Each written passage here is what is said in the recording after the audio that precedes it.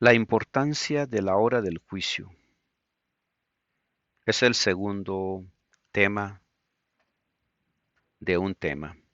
La importancia de la hora del juicio. La importancia de la hora del juicio.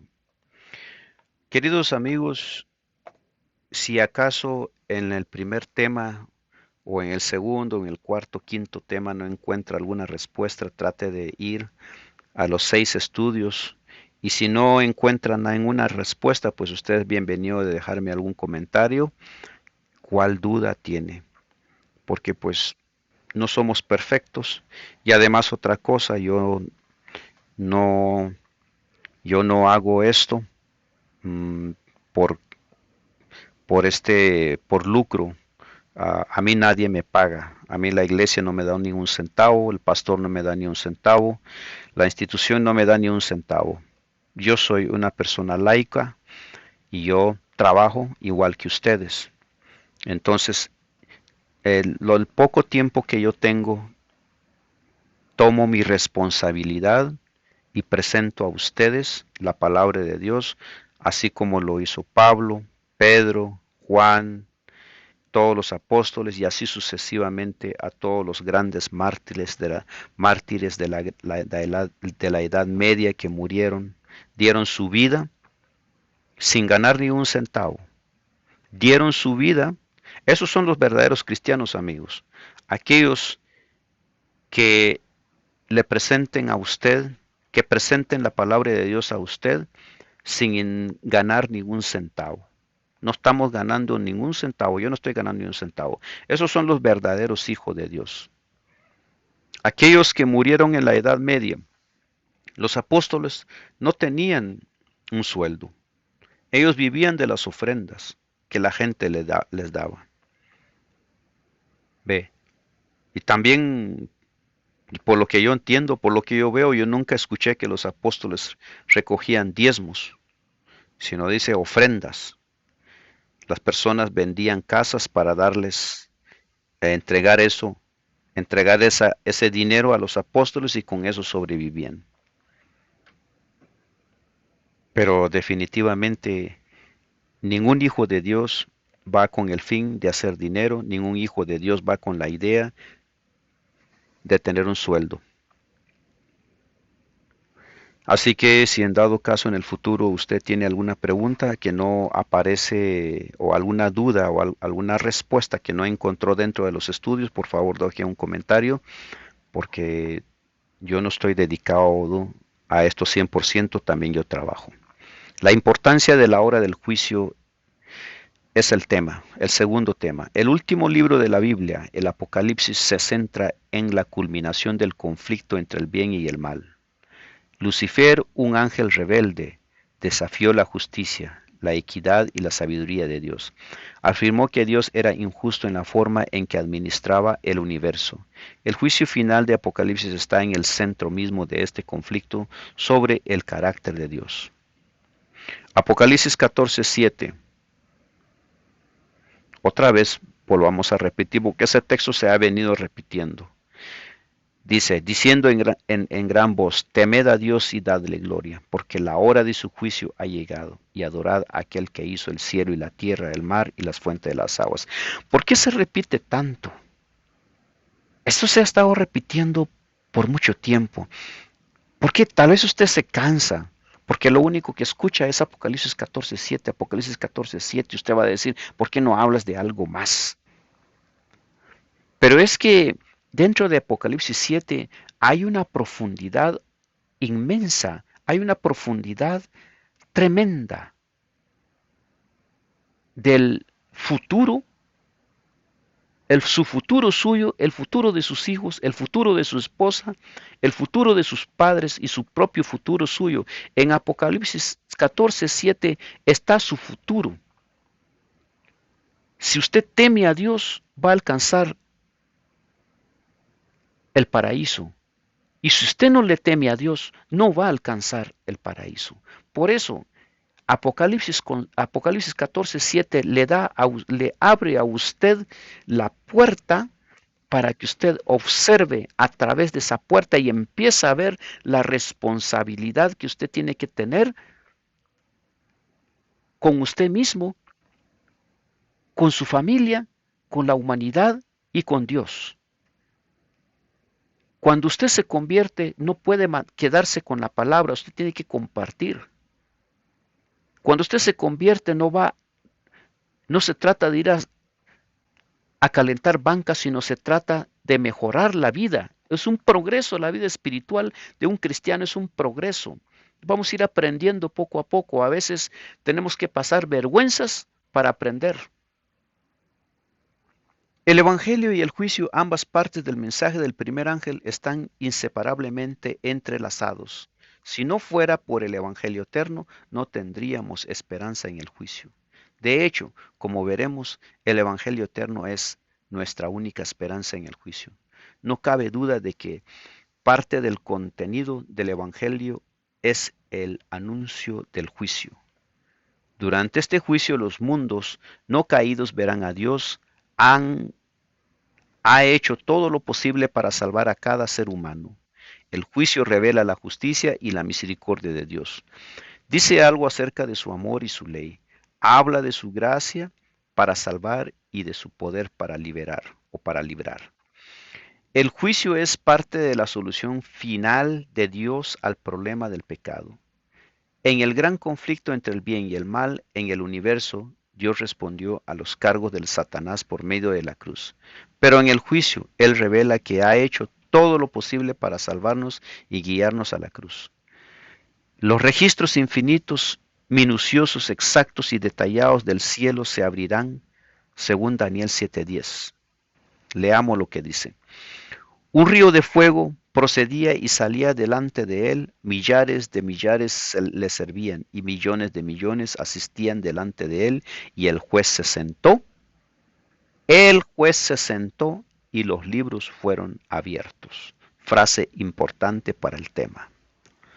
Somos tan preciosos para Dios que todo el universo se detiene a considerar las decisiones que tomamos a la luz del llamado del Espíritu y la redención que Cristo nos ofrece tan libremente en la cruz del Calvario.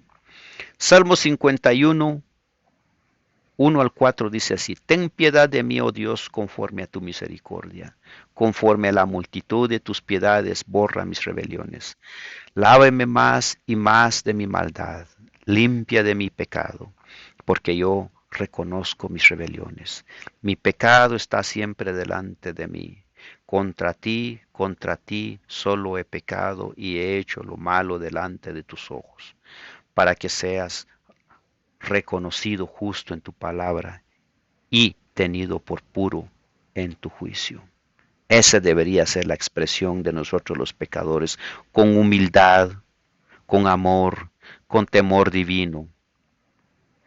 Atentamente, especialmente al versículo 4. ¿Cuánto ayudan estos versículos a arrojar luz sobre el significado y el propósito del juicio?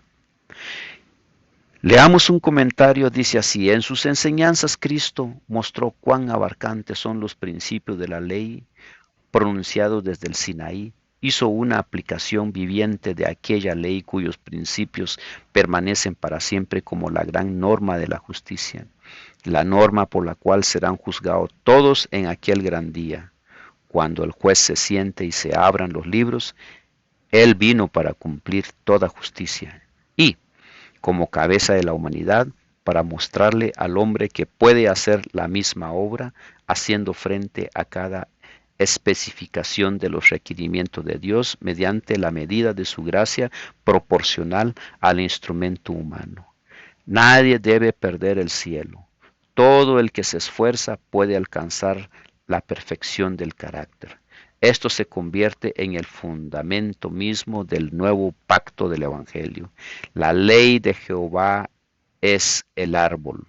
El Evangelio está constituido por las fragantes flores y los frutos que llevan el mensaje.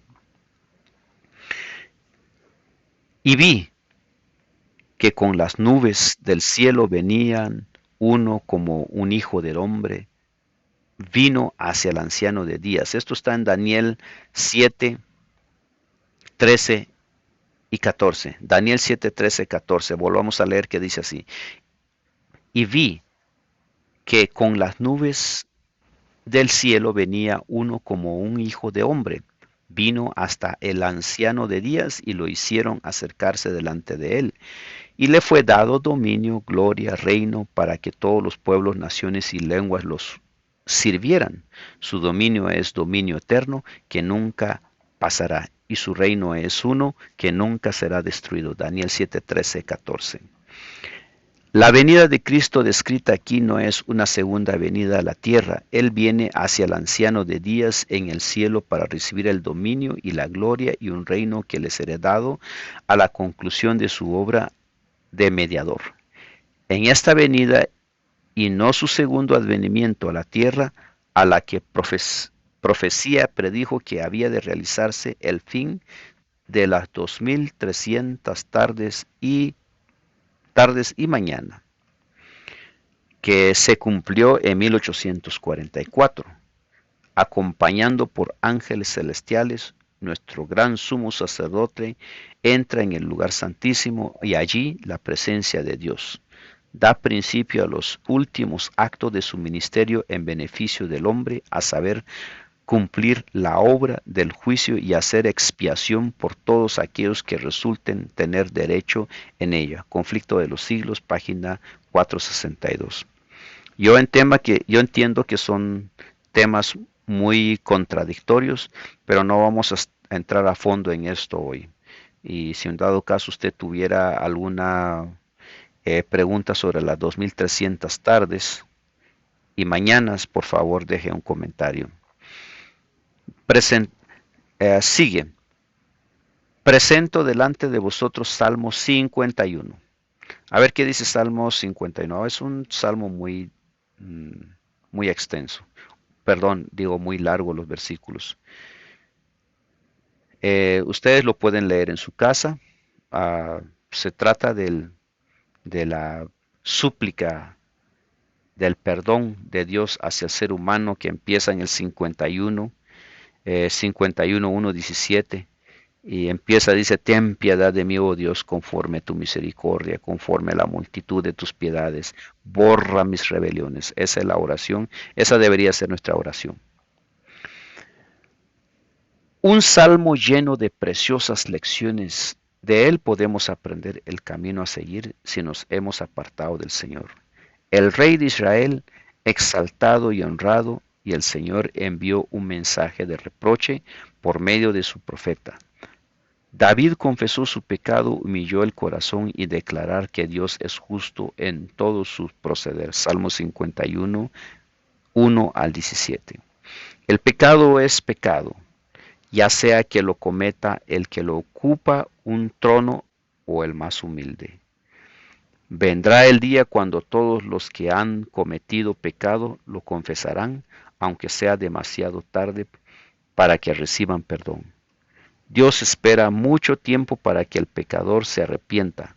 Manifiesta una tolerancia admirable, pero a la larga llamará cuentas al transgresor de su ley. Es peligroso que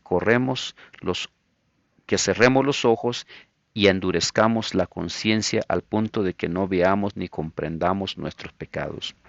Necesitamos apreciar la instrucción que hemos recibido acerca del carácter de Dios, del pecado, del carácter odioso del pecado, a fin de que nos arrepintamos de nuestras transgresiones y las confesemos. Comentario Bíblico Adventista, tomo 3, página 1167.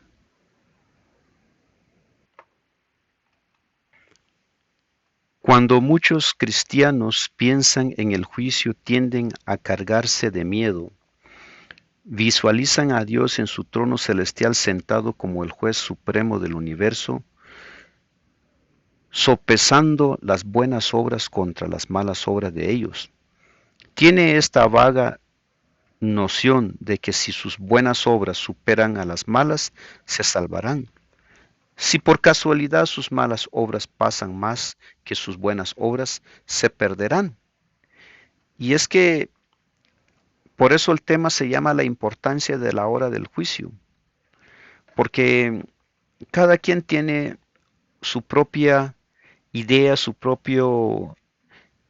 propias conclusiones sobre el juicio, sobre el paraíso, cómo ganar el paraíso, cómo superar el juicio y cómo evitar el infierno, cómo evitar, como hay muchos que creen en el purgatorio, que yo no creo en eso porque no está en la Biblia, ¿verdad? Pero por decirlo así, cómo evitar el purgatorio, cómo evitar el infierno, cómo evitar todas esas cosas malas que nos enseñan como eh, el nimbo que le dicen, el limbo, o no recuerdo bien, cómo evitar todas esas cosas que los seres humanos nos dicen que vamos a